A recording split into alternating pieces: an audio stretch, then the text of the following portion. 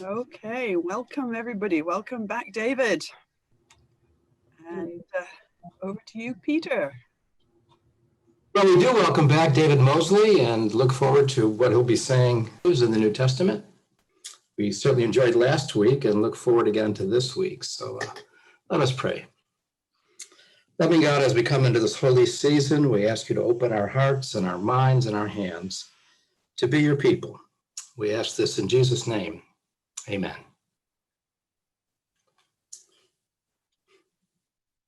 Okay, good morning, everybody. Good morning. Let's all say good morning. Good morning. Okay, and then can I remind you again all to mute your microphones, please, if you can, so that there will be no background noise as we do the presentation. All right, let me just get my screen set up here.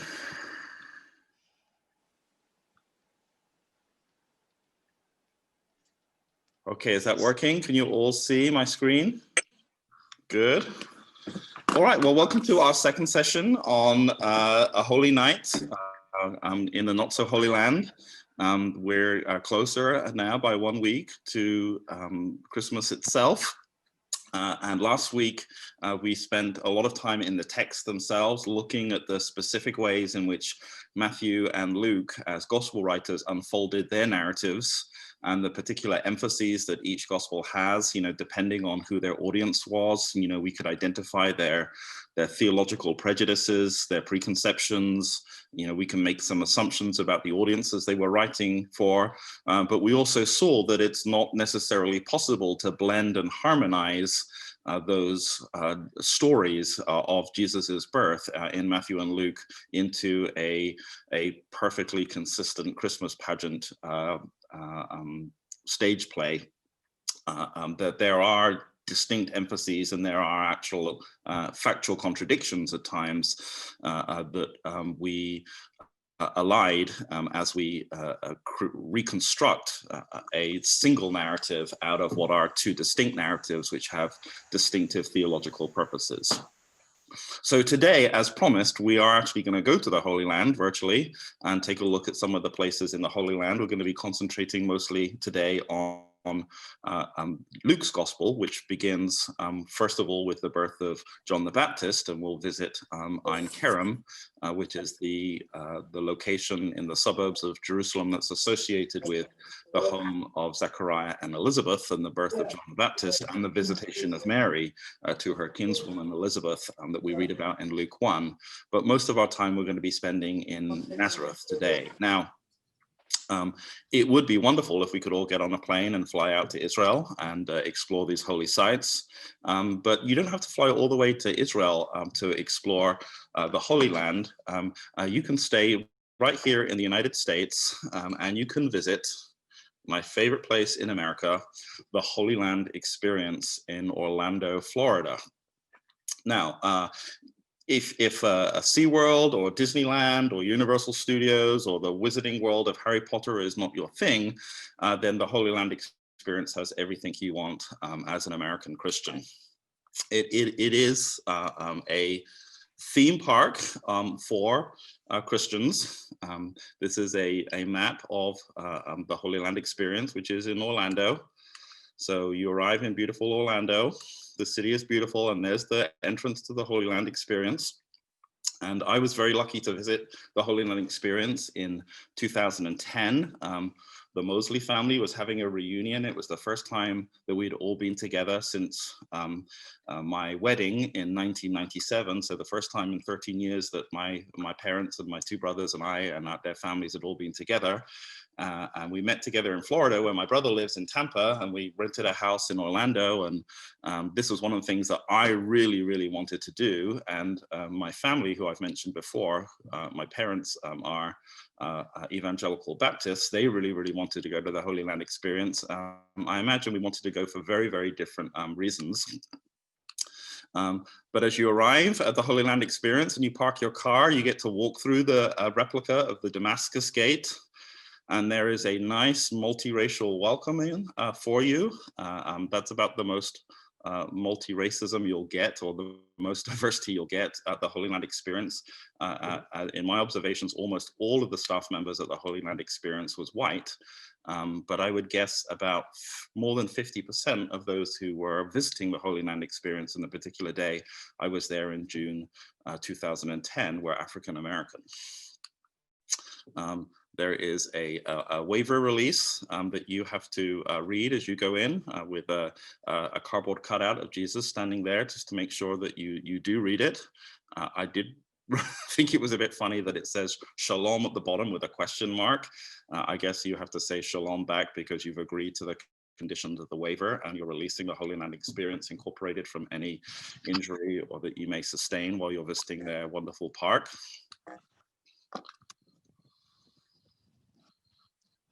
And then this is inside the reception area where the local news was playing. And there was an ATM machine because, you know, what more do you need when you're in the Holy Land Experience than to get as much cash out as possible and spend. I really like this. I've got one of these actually. I'm not sure exactly where it is, but these are these concave Jesuses that when you move around, the face of Jesus follows you. They have it right in the entrance to the parking lot. It says, "The eyes of the Lord are in every place, keeping watch upon the evil and the good." And I guess that kind of operates as their an addition to their security system. This entire Holy Land period is under 24-hour surveillance TV recording cameras with both the face of Jesus and a backup system as well. If you're tired in the Holy Land Experience, you can take the weight off sitting on a camel. You know which restroom to go to. You know that this is the men's restroom because there is a friendly Roman soldier right outside. And there is a bronze statue of a woman carrying water outside the women's. You can see my father exiting the bathroom there in his hideous Hawaiian shirt. There was these beautiful full-size nativity scenes in the parking lot as you're walking into the Holy Land Experience. I did like this. One of the wise men is having his makeup retouched here. Maybe he's been a little bit worse for the wear. And then there are fun characters at the Holy Land Experience, just as there are at Disneyland. So you may not meet Mickey or Goofy, but you can meet the Lamb of God who takes away the sins of the world. There's my son 10 years ago with the lamb. And of course, you can also pose with a person pretending to be a Roman soldier too. This guy, not many people took photos with him. This rather disconsolate looking teenager is actually supposedly the devil. You can tell he's the devil because he's all based in black, and he kind of walks into people and bumps into them kind of obnoxiously and then scowls at them as he goes past. So you know he's the devil. I have no idea why this is there. Why you would, I mean, you have stuff like this at tourist places, but I don't know why you want to have a picture of you with, you know, your face in the hand of the devil or your face in the middle of the devil's chest. It's much better to take pictures with Jesus, and he's all over the place. They had 3 different Jesuses on staff when I was there. And you can have your picture taken with cardboard cutouts of Jesus all the way through. You know you're in Florida, of course, because there are flamingos next to Jesus walking on water. Don't ask me why. This was my favorite beautiful work of art in the gift shop. This is called the Contender. And if you look close up, you can see that Jesus has love and mercy on his gloves, because nothing says love and mercy like an unconscious inducing blow to the head, I presume. I was a little bit mad that I tried to get into the tomb of Jesus, as you can see it on the left there, and then they blocked it off because the show was about to start. You know, you go to Disneyland, you get the electric parade. They crucify Jesus at the Holy Land Experience 3 times a day at 12, 3, and 6. So be careful when you arrive there to make sure that you don't end up in the wrong place when the crucifixion is about to start. This is me with one of the chief priests. There are some places you cannot go in the park. There is actually the chief priest with his snake staff. Not sure if that's biblical or not. I don't know enough about Judaism to know if they actually held snake staffs. I mean, it kind of looks like something that Voldemort would carry in Harry Potter. But you can see him speaking into his wrist there, like the Secret Service do. This is where you dine at the Holy Land Experience. And in case you're wondering, the Holy Land Experience is a Pepsi affiliated corporation. Jesus does not drink Coca-Cola. Bad news for the folks in Atlanta. I did actually pick up that cardboard cutout and move it so it looked like Jesus was holding a Pepsi. I got in trouble for that. One of the Roman soldiers who you just saw like 5 minutes earlier, whipping Jesus and crucifying him. Then he's all fun and smiles when you meet him in the gift shop a few minutes later. And they'll even like take photos for you. See, they're not all bad, the Romans. They get a bad rap. This was one of the best things that's at the Holy Land Experience. They have this massive diorama of Jerusalem at the time of Jesus. And you can see here, this is the Temple Mount and the sanctuary of the temple. And then you can see the palace of Herod the Great over here. This is what's known as the City of David today, or Mount Zion in the south, which is where the earliest archaeological remains of a city dating back to the time of King David, and before then, back to earlier Canaanite history, is located.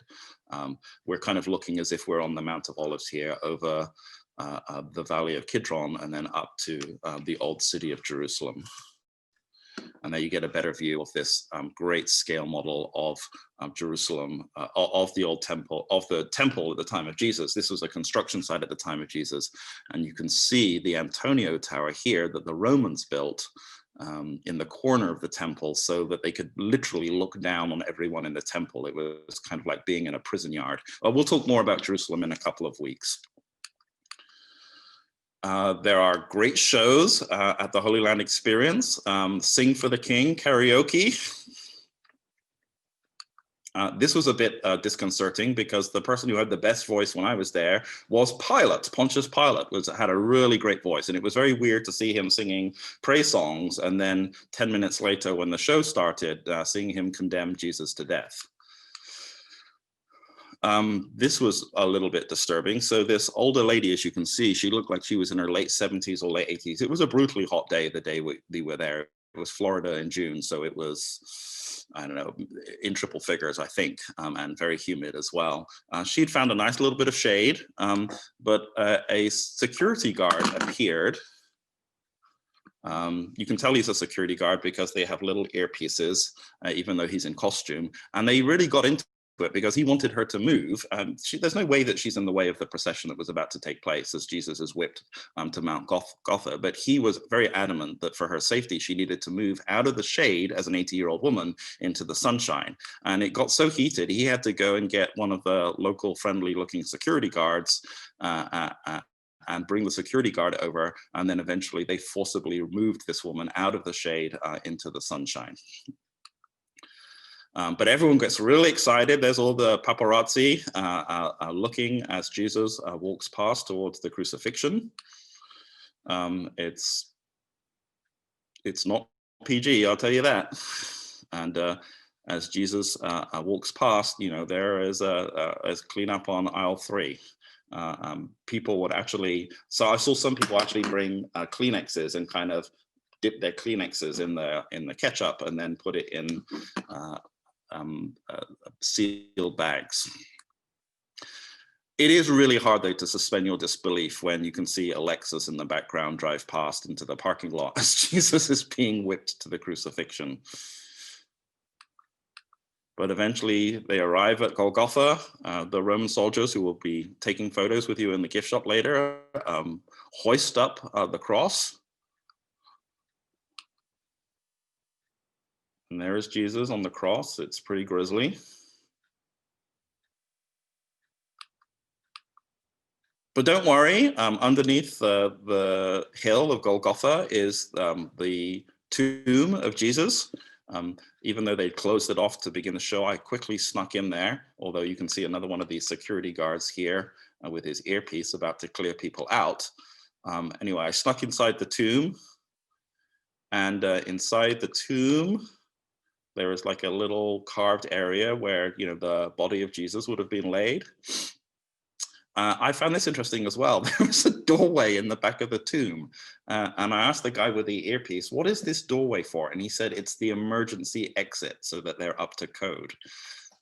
And look, if I'm going to be sealed inside of a tomb as well, and I'm planning to resurrect, I would want an emergency exit there as well. So I can't think how Jesus, when they placed him in the tomb, manages to get out of that tomb and then appear about 5 minutes later, freshly showered, in a bedazzled chiffon gown, surrounded by smoke, and the blasting of the Hallelujah chorus by Handel.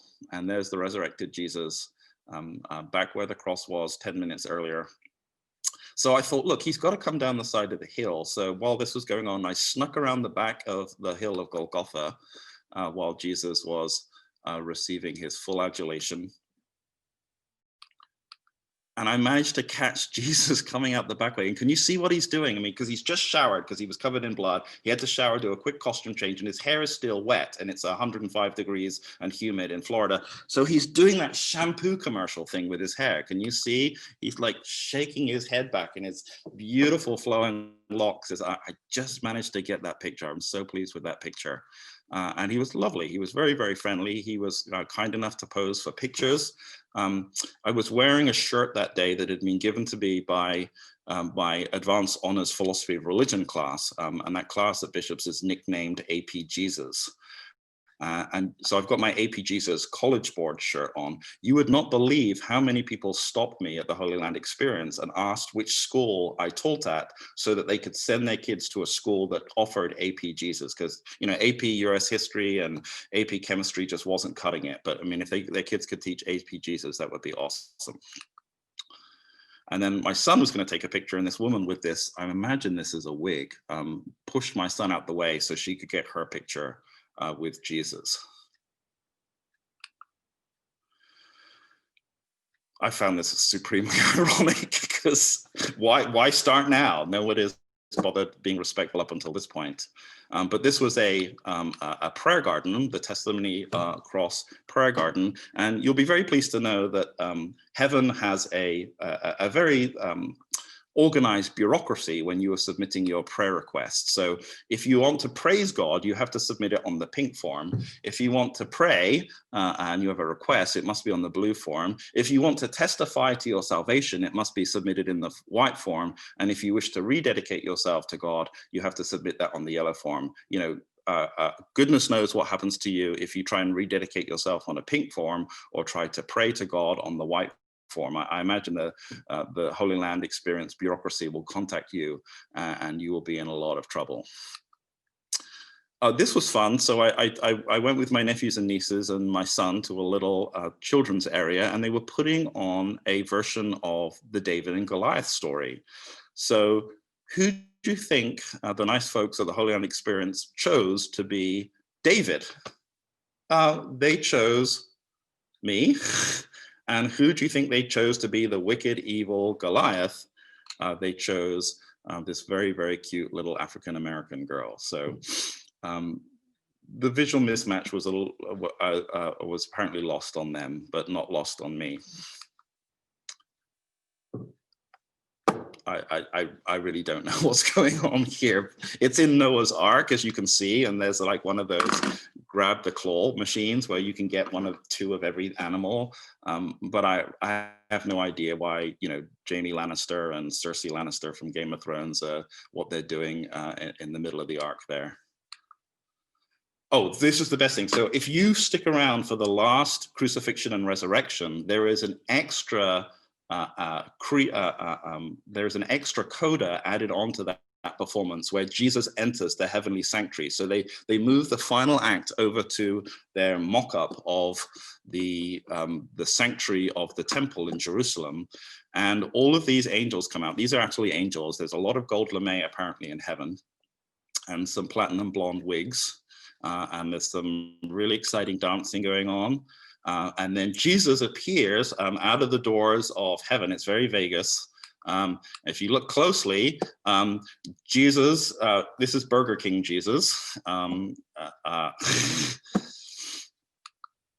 and trumpets are blowing, and it's very exciting. And then you remember that angry teenager? The devil kind of rushes Jesus, and angels intervene and strike the devil to the ground. And then they bring a very unconvincing plastic chain, and they tie the devil up with the plastic chain and drag him off exit left. And then, there's lots of smoke and more hallelujah chorus, and Jesus disappears into the heavenly sanctuary. And then the park will close in 10 minutes, so everyone clear out. It was, everyone loved it. I mean, it was really a great end to a great day. Well, if you can't get to the Holy Land experience in Orlando, you can do the next best thing, which is you can go to the actual Holy Land and visit the town of Nazareth in Galilee. So let's get our bearings a little bit. This is Israel at the time of Jesus. It was known as Palestine at that time, which was the Roman name for this territory. Palestine actually is a corruption of the Roman word for the Philistines. But it was not known as Israel at that time because it was occupied territory in the Roman Empire and had been occupied by the Romans for approximately the last 40 or 50 years. At the time of Jesus, there was a client king when Jesus was born called Herod the Great. He was a mixture of half Jew and half Roman. His father, Antipater, had been a general in the Roman general Pompey's army that was based in Alexandria, and had intervened in a internal dispute that was taking place between rival putative kings of Israel in the 40s BCE, and had installed himself as the Antipater, Herod's father, had installed himself as the Roman governor at the time, and then he died in mysterious circumstances. It was rumored that perhaps his son, Herod, who he had installed as the regional governor in the north, may have been involved in poisoning his own father. But then there was a power grab where the Romans fought off an attempt by the Parthians, which was the empire to the east, roughly where Babylonia and Syria are today. The Parthians attempted to wrest control of Israel again, but the Romans sent in troops, and Augustus Caesar had the Senate declare Octavian at that time, because this was in the latter years of the Republic, while the Romans were still in civil war themselves after Caesar's assassination. But Octavian, who was in control of Rome at that time, had Herod declared as the client king and sent in legions to support him and to drive the Parthians out. And from 37 BCE onwards, then Herod the Great was the undisputed ruler of Israel. But of course, he answered directly to Octavian, who 10 years later would become the first Roman emperor, Caesar Augustus. So Herod the Great ruled over this territory. Most of the action, the political action, takes place in the south, in the area of Judea, as the Romans call it, Judea. Jesus, though, spends nearly all of his life up here in the north, in the area of Galilee. So this is around Lake Galilee, or the Sea of Galilee. Of course, it's not a sea; it's a freshwater lake. The area of Galilee is hilly. There's a beautiful valley that cuts from the coast all the way over to the River Jordan here, called the Valley of Jezreel, which you may have heard of from the Hebrew scriptures from the Old Testament. And then in Lower Galilee, there are a series of hills, the largest of which is Mount Tabor, which is known as the Mount of Transfiguration. And then you can see Bethlehem just a little bit to the northwest of Mount Tabor in the lower hills, and then the upper hills of Galilee rises up to Mount Hermon, which is up here, and it can get up to about 3,000 feet, to about 1,000 meters. But Nazareth is in the lower hills of Galilee, which rise to about 1,000 feet. It literally is nestled in a hollow. So Luke says at the end of chapter 4, when Jesus preaches that incendiary sermon at the synagogue that the people get so mad when Jesus says, a prophet is without honor in his hometown, and brings up these embarrassing stories about Elijah and Elisha, and the crowd take him, Luke says, to the hill upon which Nazareth is built and try to throw him off. This is known as Mount Precipice in modern day Nazareth. Well, Nazareth was not built on a hill. Nazareth was built specifically in a hollow surrounded by hills. So Luke gets that factually wrong.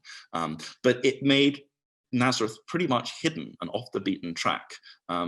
You could walk past the other side of the hills and you would have no idea that there was a town or a village there. So if after the birth story in Matthew's gospel, where Mary and Joseph feel threatened by Herod trying to murder all the babies in around Bethlehem, and then they return to Israel, and they no longer feel safe in Bethlehem in the south because Herod Archelaus, Herod's son, is now king in Judea, and he's murderous and unstable and even more paranoid than his father.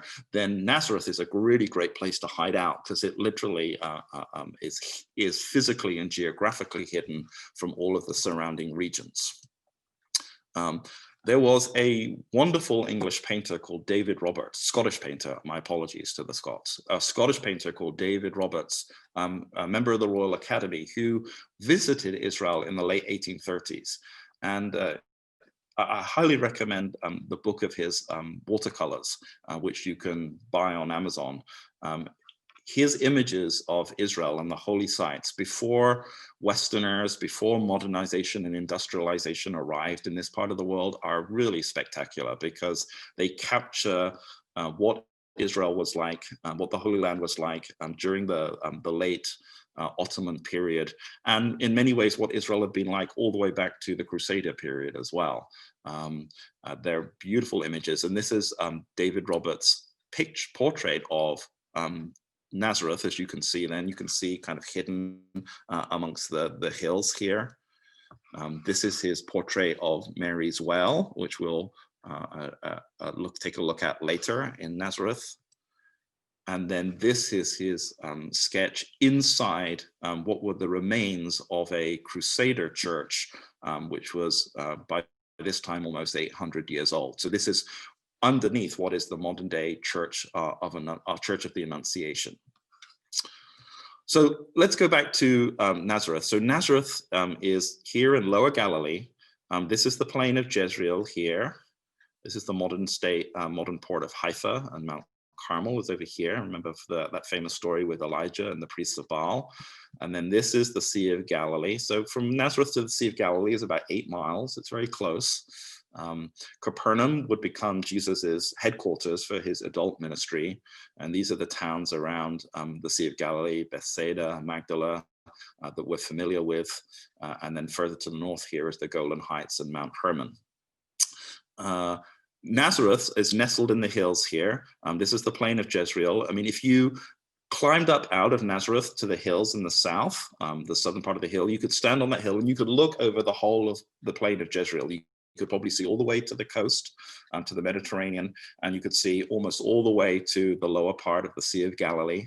The kind of hills roll around here to the south before the Jordan Valley opens up. And Jesus, you can imagine the boy Jesus looking here and seeing this road here. This is the Via Maris, but this is the Roman road that connected together to the coast down to Caesarea Philippi, and the main coastal port that Herod the Great had built, and then going up north towards Lebanon, and then splitting here at Megiddo, which is one of the great cities of ancient Israel, what's referred to in the book of Revelation as Armageddon, because so many battles were fought here in the Hebrew scriptures.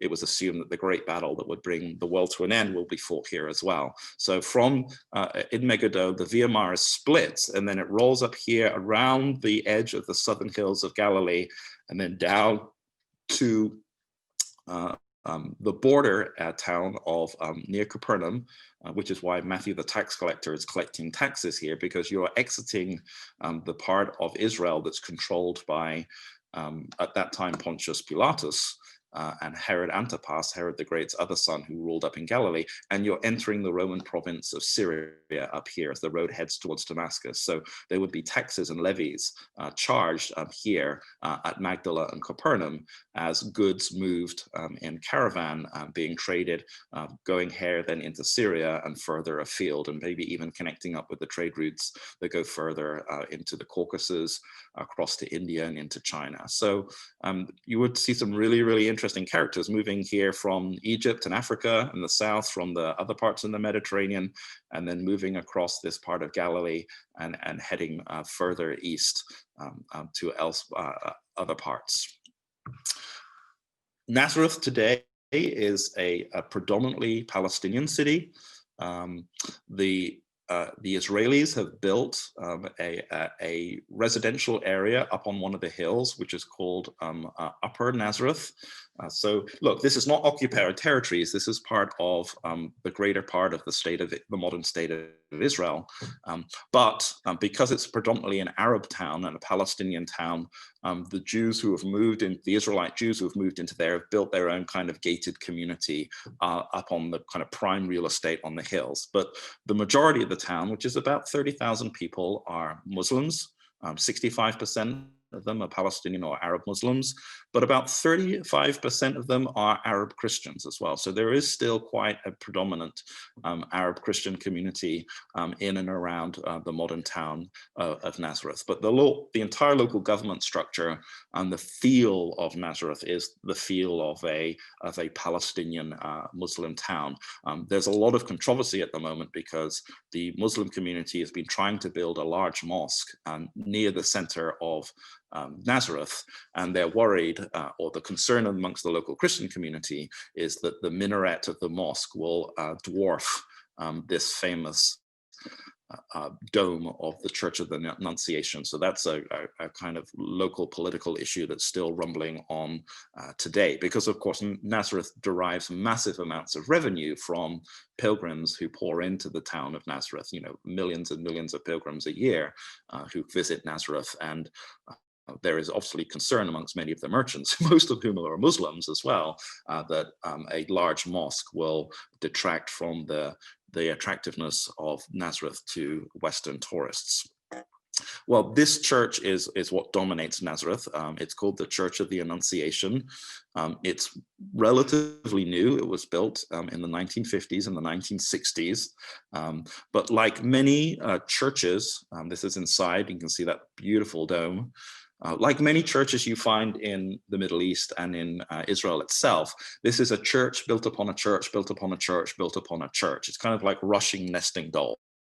And they've done it. This is one of my favorite churches in Israel. They did an amazing job of preserving the record and the experience of all of those prior historical churches that have existed on this site, dating back almost to the 3rd century of the Common Era. Remember, this is a holy place, so take off your baseball cap, keep quiet, and do not use your 1990s cell phone, remember? So this is the church from the western facade. Of course, this is the Church of the Annunciation. It's supposedly built over the site where either Mary had her conversation with Gabriel, the angel Gabriel, in Luke 1, or it's built on the site of where Jesus's childhood home was.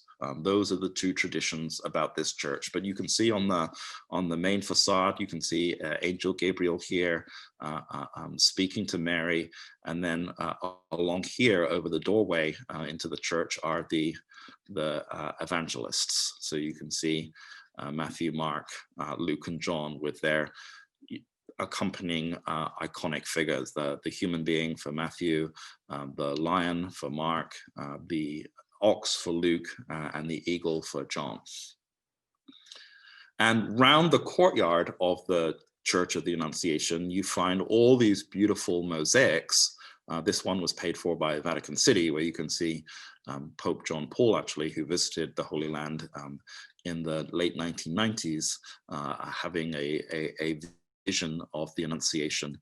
But Roman Catholic churches, this is a Franciscan church, Roman Catholic churches and communities from all around the world have put up their own versions of mosaics of the Annunciation. So one of the wonderful things to do is to wander around the courtyard and see Mary and Jesus portrayed in all sorts of different ethnic and cultural garbs and costumes. And this is the one from Korea. I really like this one. So underneath the church, kind of like in the crypt of the church, is this Byzantine church. And underneath this Byzantine church are caves. So it's thought that the caves may actually be, or this is the supposition that's impossible to prove, the caves themselves may actually be remnants of Jesus's ancestral home. And then on top of that was built a Byzantine church. Now, there is indications and there are inscriptions that go back to the 3rd century that have been found on this site. So there may have been some structure here in the 3rd century. It's alluded to by Eusebius as well in his History of the Early Church that was written at the beginning of the 4th century. But by the 5th century, there was certainly a Byzantine church on this site. And then when the Crusaders arrived, they built another church on that Byzantine site. So, I mean, down here is the Byzantine church. Then this is some of the remains of the Crusader church from the 11th century. And then when the Franciscans got hold of this building in the 17th century, they attempted to renovate the Crusader church in the 18th century, but then they decided in the 1950s to knock down most of the Crusader church and rebuild the modern basilica that you see today. But they did this in a beautiful way in which they kind of built the basilica over the top of the old Byzantine and Crusader church. So this is the lower level of the church where you can see remnants of the Crusader and the Byzantine church. And there's the altar in the old Byzantine church. And then, you know, these are the columns that survive from the Crusader Basilica. And then on the upper level, then you have the modern church, which is built over the older church. And again, you have all these beautiful mosaics all the way around, you know, from different parts of the world, depicting the story of the Annunciation in different traditional ways. And then you move up to this beautiful dome that we saw from the outside, where the high altar is.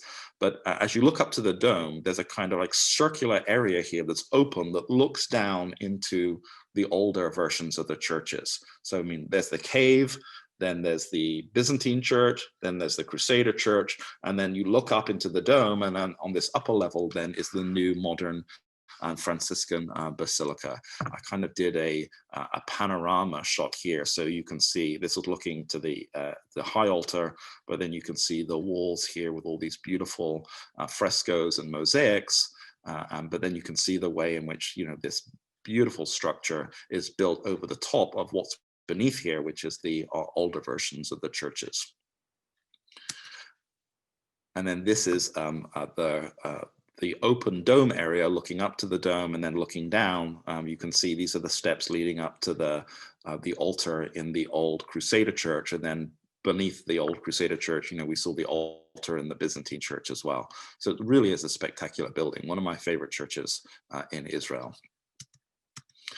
But just outside, I mean, you can see archaeological students from the local universities still excavating. I mean, there is a lot to be excavated. So these are some of the areas underneath the current structure, which, you know, they built everything on stilts, so they didn't disrupt the potential for further archaeological digs. And of course, what are they uncovering down here? They're uncovering caves, which may have been ancient dwellings. You know, there is considerable evidence in not only Nazareth, but also in Bethlehem, as we'll see next week, that many of the dwellings for poor families in this period of time were actual kind of cave dwellings, where they may have built out a little structure at the cave entrance, but the snuggest, warmest, easiest part to inhabit were caves.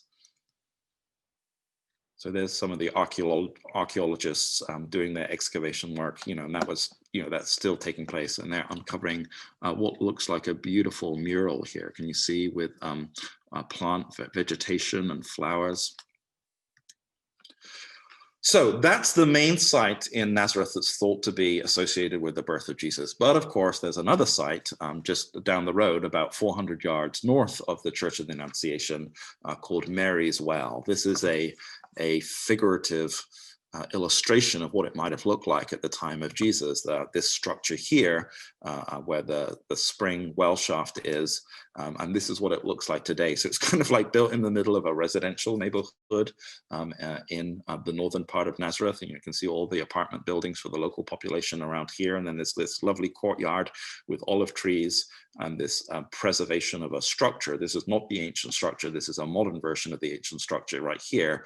And then the Roman Catholics, of course, have the prime site, which is the Church of the Annunciation. So the Greek Orthodox declared that this is actually the true site of the Annunciation, and they build a big church right next to it. So if you're an Orthodox pilgrim, of course, you should be going to the Church of Mary's Well, which is known as the Church of St. Gabriel, which is again a beautiful church, not too spectacular on the outside, but as you go inside, and it's a gorgeous Orthodox structure covered with beautiful frescoes in a Byzantine style.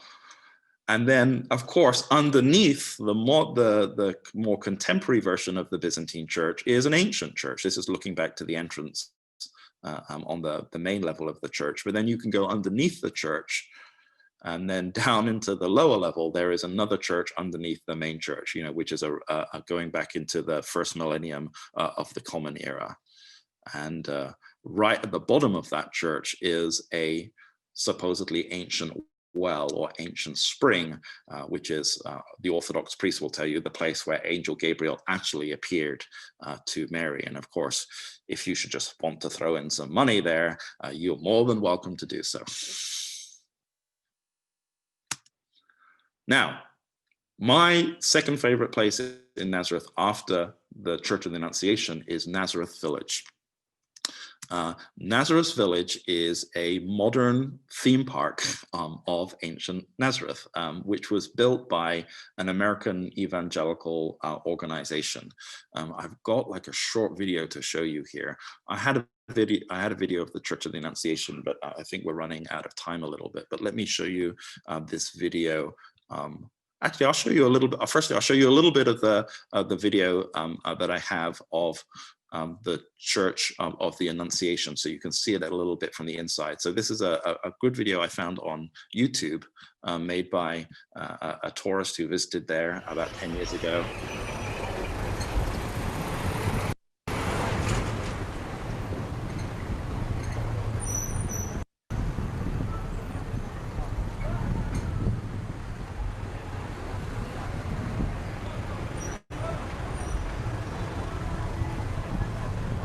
So there's the Church of the Annunciation, and a roundabout there that makes me feel completely at home.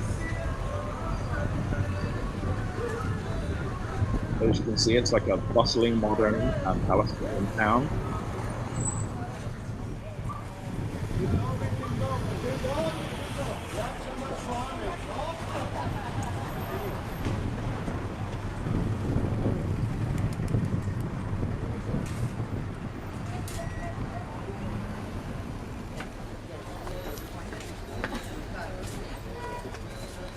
Get to the church from the place where the bus drops you off. Of course, you have to go through packed marketplaces that sell all sorts of knickknacks, not only Holy Land souvenirs, but this is the typical marketplace that you find in most Israeli towns that are run for the Palestinians, where you can buy everything you want: household goods, clothes, spices, pastries, bread.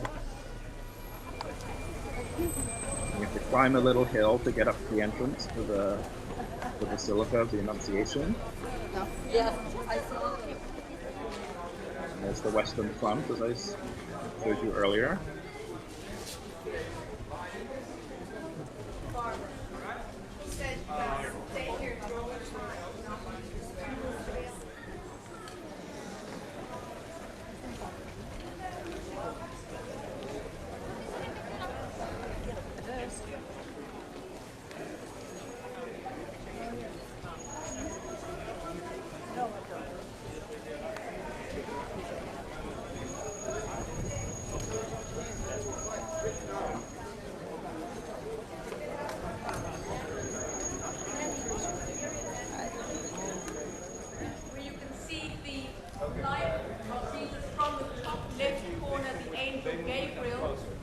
These are the main doorway entrance, beautiful bronze royal doors. And you would see that some of them are in small figures, some of them are bigger figures. The bigger ones are 7 in number, and they are the main 7 stages.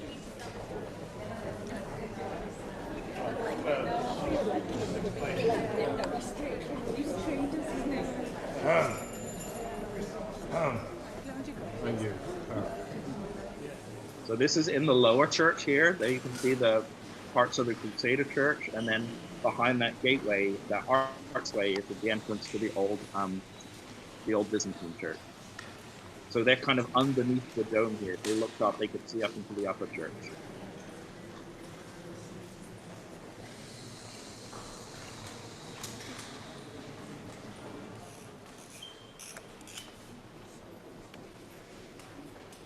Sure what that guy is doing, whether he's cleaning an old mosaic or whether he's stenciling. We walk up this third staircase from the lower church into the upper church.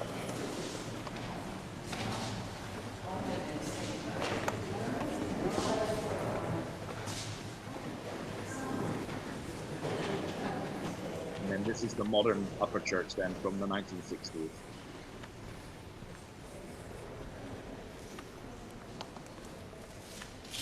Not a huge space, but it is a spectacular space. You see the Holy Family on the fresco above the altar.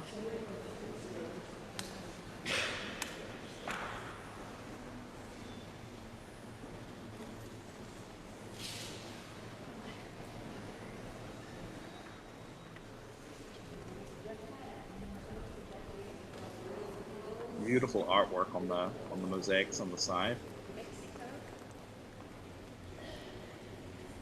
And those upper windows there is built in the style of an ancient Byzantine basilica. You'll see that again next week when we look at the Church of the Nativity in Bethlehem. And then there's looking up into the dome.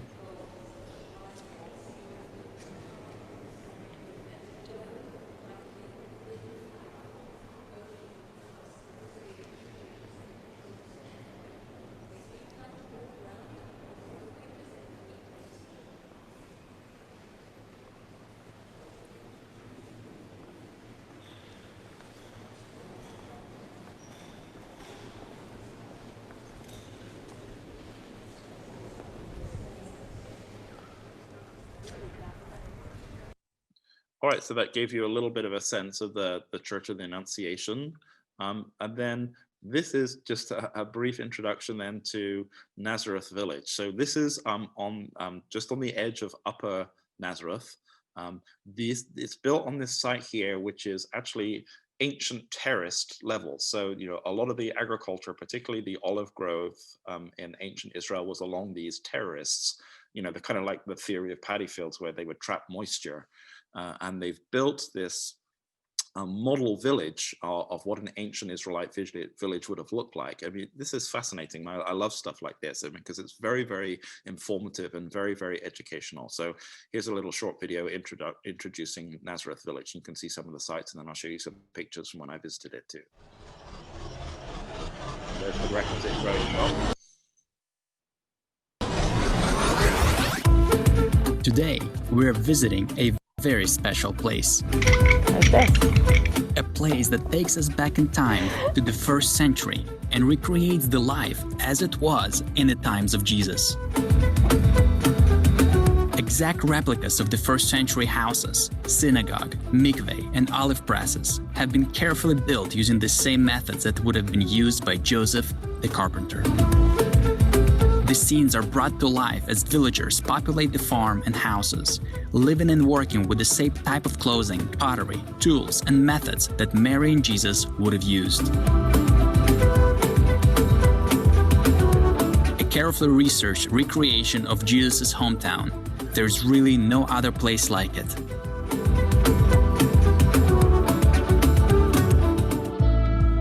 These are the last remaining fields worked by Jesus' friends, family, and fellow villagers.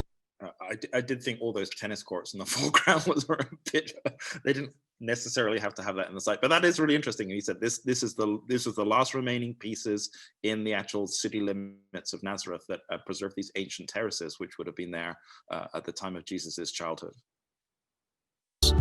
This is Nazareth Village.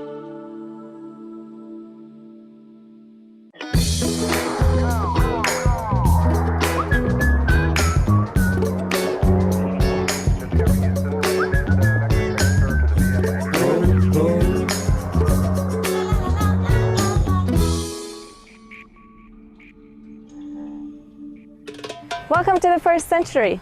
This is how Nazareth would have looked like during the time of Jesus. Let's see it.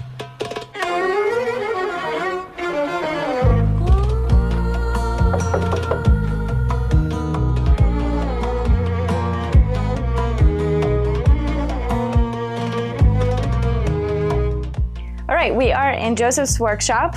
Joseph, the husband of Mary, yes. And we have some 1st century tools here. We have the adze, we have the chisels, we have a sharpening stone, a sanding stone, all tools from the 1st century. And we have an olive crusher, but the coolest tool is the drill.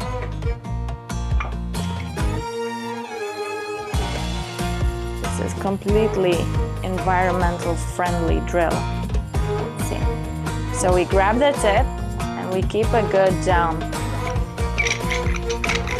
like this. I should keep my day job.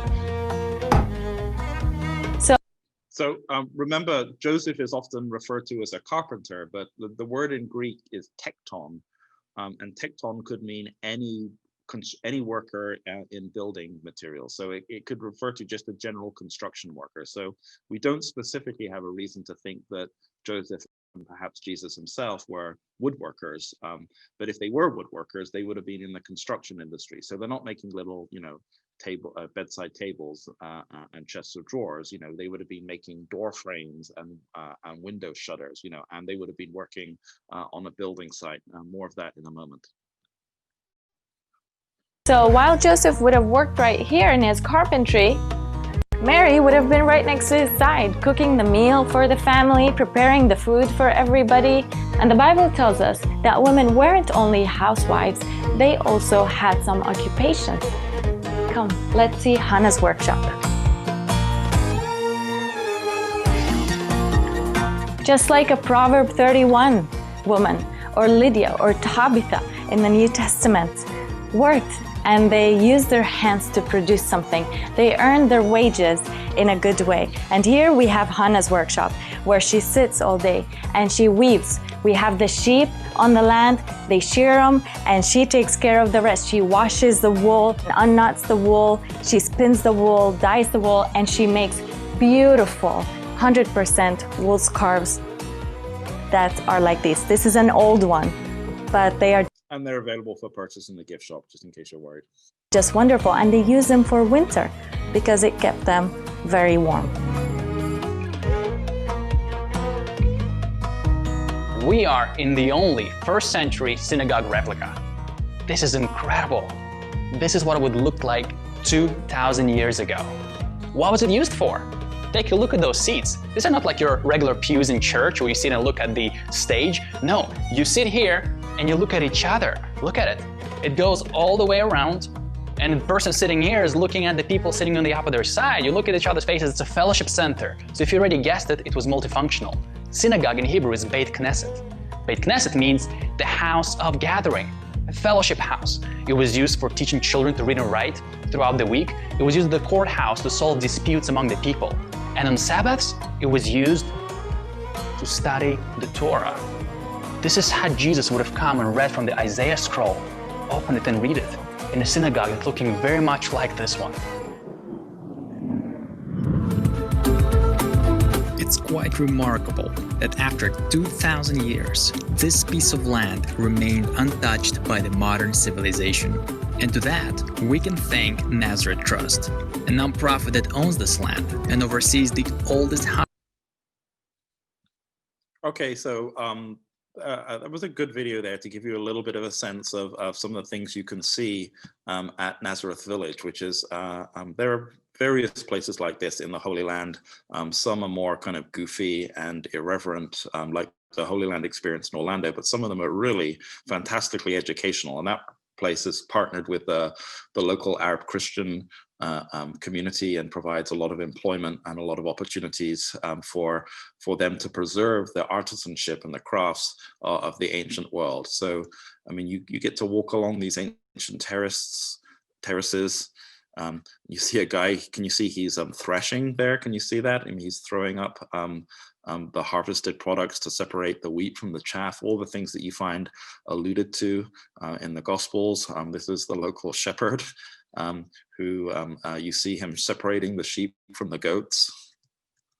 There they are, separated out in the pen, just like you find in the parable. This was a garden tomb that's literally hewn into the rock. This is a watchtower, like in the parable of the tenants. The landowner builds a watchtower to look after, to make sure that his vineyard and his farm is protected. And then this is inside an oil press, and you actually got to see the massive millstone and the technology of the first century by which, you know, they would press out the olives to extract the oil, which is one of the most important industries and ways of making money in ancient Israel. This is Joseph's workshop, as they alluded to earlier, where you can see Joseph and a young Jesus dressed up and plying their trade. Even Mary came in to give some advice and to do some help as well. And then this is a panoramic shot I took of inside that synagogue, which is amazing. This is, as he said, the only replica of a first century synagogue. And you can see it's, the elders would sit on the front row, and then, you know, the younger you are, you would sit closer and closer to the back. But there's a little nook over here where the scrolls would be kept. And then, you know, light comes in through these upper areas. It's a very good version of a synagogue in Capernaum as well. If you visit the Holy Land, it doesn't have the roof on it. The roof's fallen down, and most of what you can see is actually 2nd century Common Era additions. But you can see on the side of the synagogue in Capernaum, the floor of the basalt floor of the synagogue from the late 1st century BCE, which would have been the synagogue that Jesus would have worshipped at. I think it's one of the few sites in ancient Israel that you can go to where you can stand on ground and you think Jesus of Nazareth actually stood here and worshipped here. I can't think of many other places in ancient Israel where you can do that, but be reasonably certain that you're on a place that Jesus of Nazareth actually visited.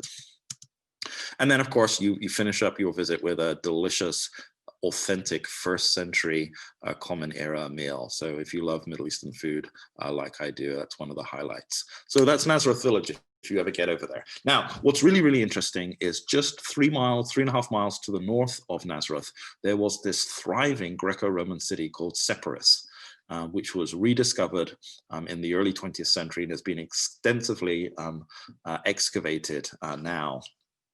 And Sepphoris is fascinating because it was the regional capital of Galilee in the late part of the 1st century of before the Common Era. So this is towards the end of Herod the Great's rule. This was his kind of regional capital up in the north, and it's just 3.5 miles from Nazareth, about a 45 to 50-minute walk.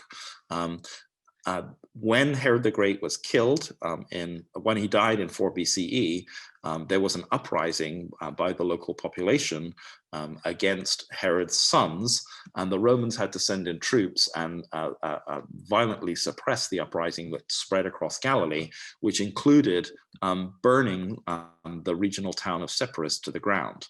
So Sepphoris was destroyed in 4 BCE. Which is just around the time when Jesus was born, and when, according to Matthew and according to Luke, they either returned to or relocated to Nazareth, just a few miles away.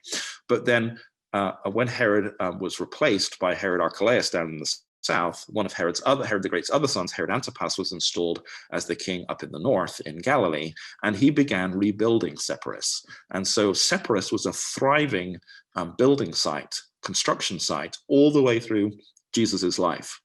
And it's really, really hard to believe that anyone who lives in a sleepy little one camel town like Nazareth, which maybe only had 100 to 200 residents, if they were construction workers or tectons like Joseph and Jesus were, it's hard to believe that they wouldn't find work in a place like Sepphoris, which would have offered all sorts of employment to people skilled in the construction industry like Joseph and Jesus were. I mean, it's a very short walk.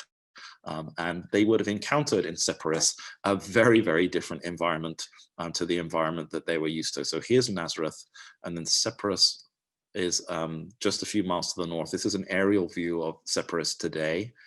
You can see it's a pretty extensive site. This is a map of what's been uncovered. There was a big theater there.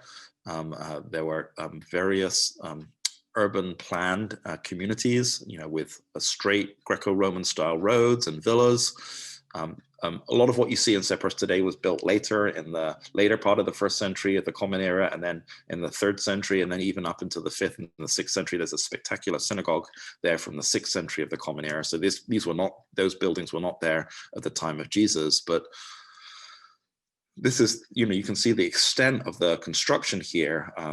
This kind of looks like Pompeii or Ephesus, a typical Greco-Roman city from the 1st century. Nice straight roads, minor roads, sewage channels, water channels.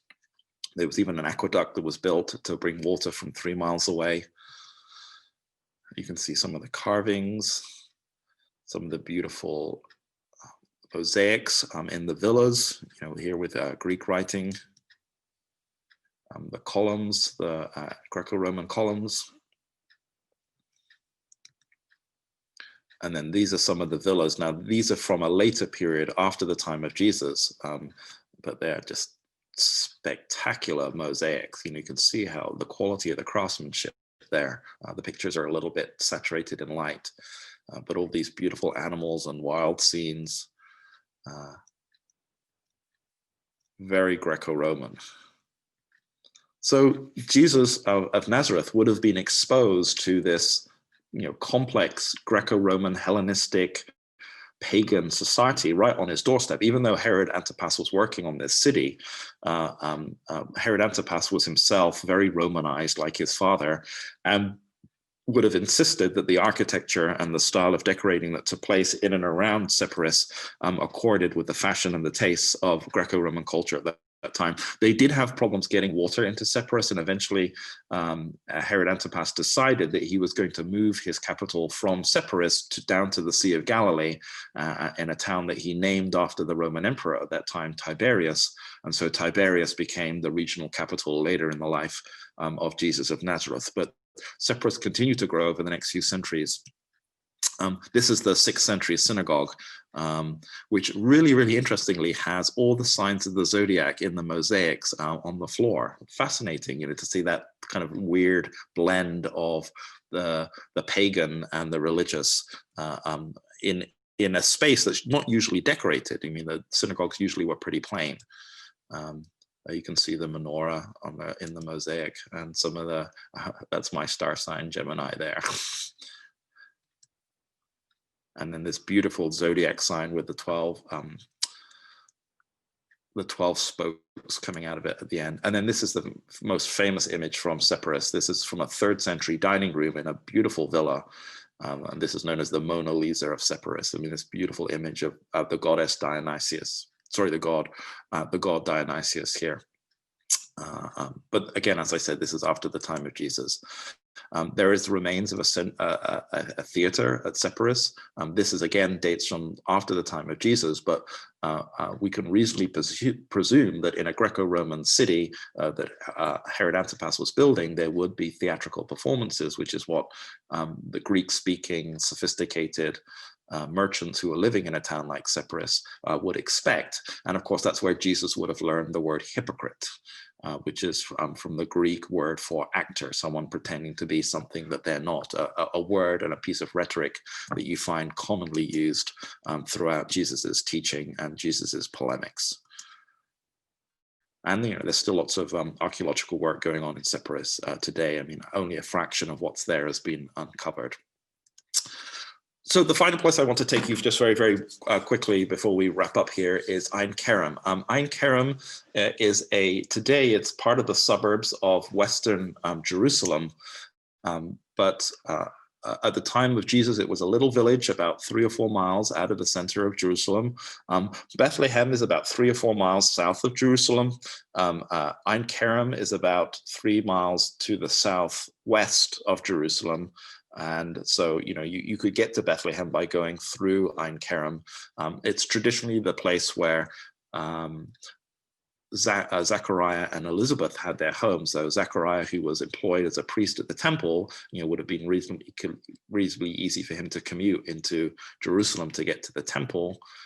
This is an 18th century picture or illustration of, so you can see the Palazzo de Elisabetta, the house of Elizabeth, or the town of Ein Kerem. This is a picture from 1948, just when the state of Israel was founded. So Ein Kerem has a rather tragic history. It was part of the fighting during the civil war, the war between the Arab Palestinians and the Israelis that established the state of Israel in 1948. The Israelis took control of the city. They didn't completely take control of Jerusalem nearby, but they took control of Ein Kerem. And they depopulated it. So they expelled all the Palestinians, all the Arabs who lived in Ein Kerem. So they were all forced out of their homes and sent into exile and became refugees in Lebanon and Jordan and Syria and surrounding countries. And then all of the properties, this is one of the few towns in Israel where all the properties were largely kept intact after the fighting. Most of the Palestinian villages that were depopulated were actually bombed into pieces and then rebuilt by Israelis. But Ein Kerem largely survived intact. And then Jewish families moved into the towns, into the houses occupied by the Palestinians. This is why everywhere you go in Palestinian refugee camps, you'll see the insignia of the key. You'll see pictures, murals, showing keys, because they still have the keys to their houses, to the properties that they were kicked out of in the late 1940s, and in the hope that they get to return and eventually and use their keys again. So this is Ein Kerem today. It's a kind of bucolic town. You can see there's a big hospital built up on the hill here in the suburbs of Jerusalem. This is the main center of focus, which is the Church of the Visitation. It's a kind of bohemian suburb of Jerusalem today, beautiful place to live. And this wonderful church here, the Church of the Visitation, is a church that was built by this wonderful architect whose work you see all over Israel, called Antonio Barluzzi. He was associated with the Franciscan order, although he was a layman. And through the 1930s and 1940s and 1950s and 1960s, he built many of the wonderful churches that you find in the different pilgrimage centers that were controlled by the Franciscans. So if you want to see his work and you go to Israel, you'll see the Church of the Nations next to Gethsemane is his. The wonderful octagonal church on the Mount of Beatitudes is his. The Dominus Fluvit, the place where Jesus wept on Mount Olives, is a beautiful little gem of a church that's his. My favorite church of his is the Church of the Transfiguration on Mount Tabor, which is a wonderful, and then this little gem of a church, the Church of the Visitation. So by tradition, then, this is the place where Mary and Elizabeth meet together in Luke 1. It's supposedly the site then of Elizabeth and Zechariah's ancient home. And this Barluzzi church from the 1930s is built on top of this site. You have kind of climb up a walkway onto the side of the hill to get to the church. There's this lovely modern sculpture of pregnant Mary and pregnant Elizabeth, and not sure which is which, but remember John the Baptist is doing somersaults inside. And there's this image of pregnant Mary making that journey on the side of the church. And then inside, underneath the church, is an ancient well. And then this is the stone that, according to tradition, when Herod the Great is looking to kill all the babies in and around Bethlehem, and remember, Ein Kerem is only a couple of miles from Bethlehem, according to a legend, a stone emerges from the hill, and Elizabeth and baby John the Baptist, hop in behind the stone, and as those soldiers of Herod the Great come past, they're hidden behind this stone. So here's that stone that hid and protected Elizabeth and John the Baptist. And then this is inside the church. Barluzzi creates these beautiful spaces, and he designed all of the artwork that's inside as well. And there's a lovely artwork there of the Virgin Mary, surrounded by some very reverent Franciscans in this beautiful fresco that is over the altar. All right, so that was our tour of Nazareth and Sepphoris and Ein Kerem today. I'm not sure if we have any questions. I know I don't want to go too long because I know you guys are getting ready for service, but let me just see if there's any photos here.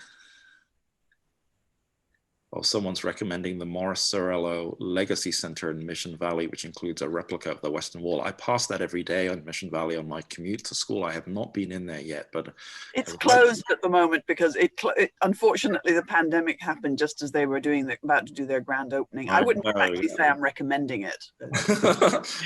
Yeah, no, it looks. I'm hopeful that it's exactly the type of Holy Land kitsch that I'll really enjoy for all the wrong reasons. Yeah. I'm curious how in Orlando, injuring him. We lost your sound, Barbara. So Barbara, were you asking how accurate the Holy Land experience is? Well, in Orlando, when they put the real Jesus, I mean, the human on the cross, how do they keep him up there? Oh, he's attached with Velcro, just as the real Jesus was. I mean, the Holy Land experience is hideously inaccurate, laughably inaccurate in all sorts of ways. I mean, it's a very Americanized, popularized, Hollywoodized version of the ancient world. I mean, what I like so much about the Nazareth village is they really do a spectacularly good job, even though I probably am greatly opposed to the theology and the theological preconceptions of the evangelical Christian organization that run Nazareth village, but they certainly have done a really good job in terms of their scholarship as far as a recreation of an ancient site is concerned. Just a quick comment. If people are interested in a small scale experience of the Nazareth village, you might able to find in the Museum of Bible in DC. There's a small section, is sort of kind of imitation of the life in there. And second is when you mentioned the Church of Annunciation, you use the term dome. I think the structure, I would think architecture style is more like a lighthouse.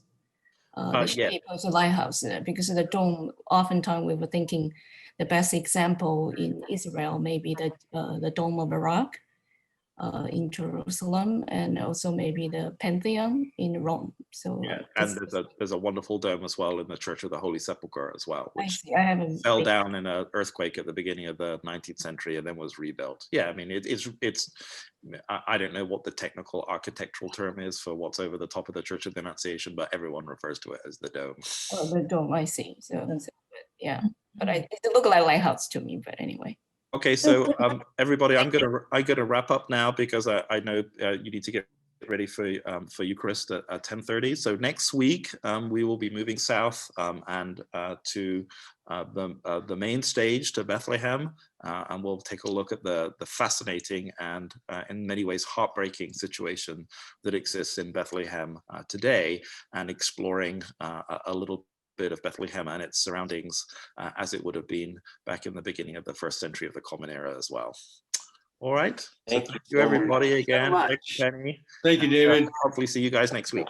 I wish we were preparing for Eucharist, but it is morning prayer once again. Oh, Dr. David.